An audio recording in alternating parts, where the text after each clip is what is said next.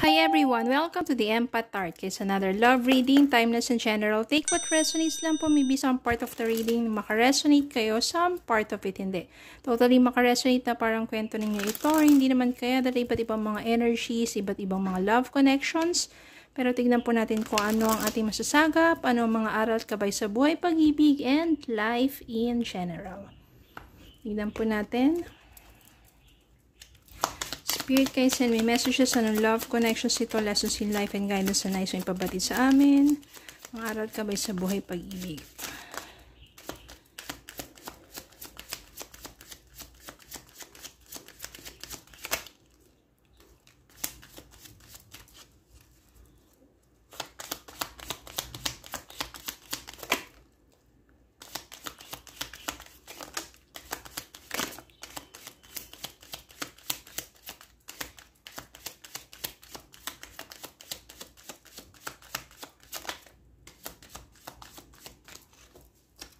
Okay, tignan po natin itong mga mensahe na ito. 8 of Cups. Knight of Swords. The Tower. 3 of Swords. Queen of Cups. 6 of Wands. King of Swords. And 10 of Cups.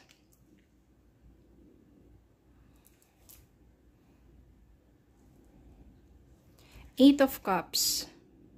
Moving on.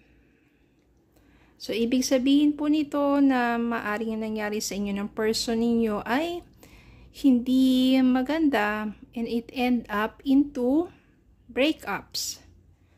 So, you have to move on with your life kasi nga it's total distraction or may mga pagbabago sa inyong relasyon na parang sudden changes, tapos yung mga hindi magandang pagbabago sa inyong relasyon. Kung dati, sabi nyo, maayos ang iyong communication, tapos biglang nagbago. Ang pinakamahirap doon is yung mga ghosting pa. Diba? Or kung dati, sweet siya, ganyan. Lagi kayo nagdi-date, tapos eventually wala na, parang malamig na. So, mga pagbabagong katulad ng gano'n na nauuwi sa breakups. Then, mga breakups na yon lead into, ito na nga, heartaches, heartbreaks, loneliness. No, masakit talaga. Pero, darating din yung time dito, pero meron ka makikilala dito, may darating na isang tao sa buhay mo na magbabago talaga takbo ng iyong love life. No, siya yung someone na intelligent at saka very thoughtful to. Siya yung someone na honest siya sa kanyang thoughts and feelings towards you. Tsaka direct to the point siya magsalita. Wala nang paligoy-ligoy pa. Kung ano yung nararamdaman at naiisip niya towards you, sasabihin niya. No, gusto ka niya, sabihin niya, gusto ka niya. Ganon. At very direct to the point siya and very honest siya, no? Matalinong tao din to. Pagdating ng panahon, hindi ka naman niya mamadaliin. Ikilalanin mo siyang mabuti, ganun din siya sa'yo. Mapapamahal ka sa taong to kasi mararamdaman mo at malalaman mo talaga na napaka-genuine niya. Ibig sabihin niya, totoo siya at tapat siya sa'yo. Kung ano yung mga sinasabi niya ay mga katotohanan at walang mga sabihin natin na mga palabok o mga anong tawag doon? Yung wala nang mga paligoy-ligoy pa at walang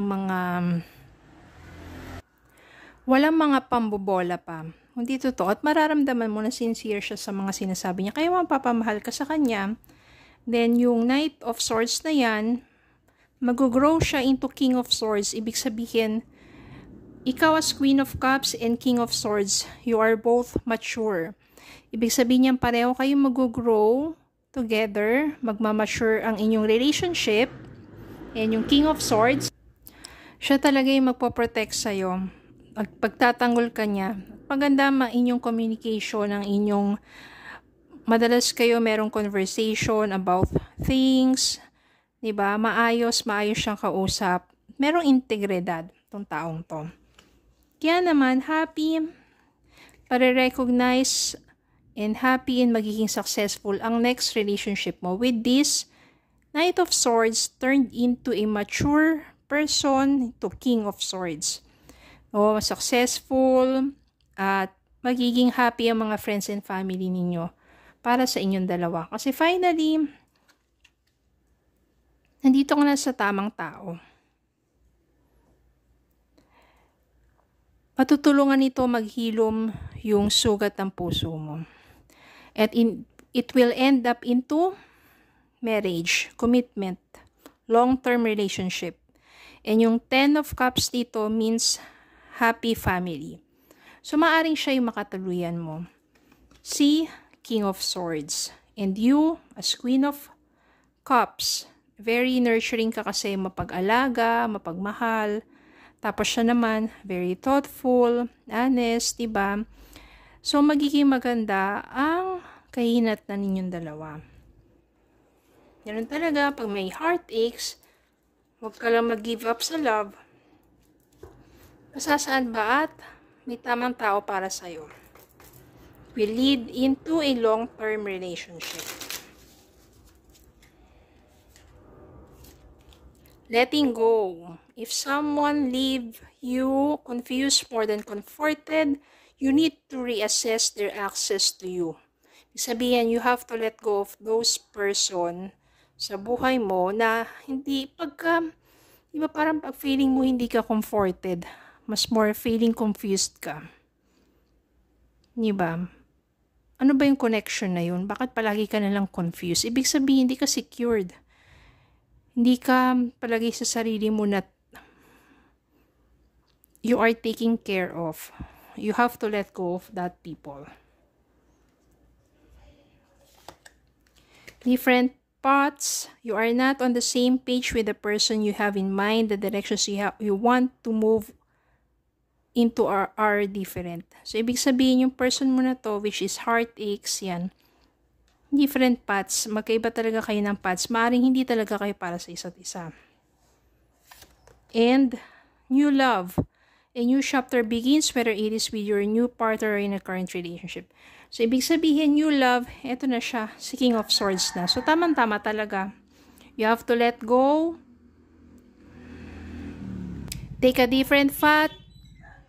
At meron ka ng new love. Okay? So, yun na po. Maraming salamat po for watching. Please don't forget to like, share, comment, subscribe. Follow me in Facebook and YouTube. Have a good day po and God bless.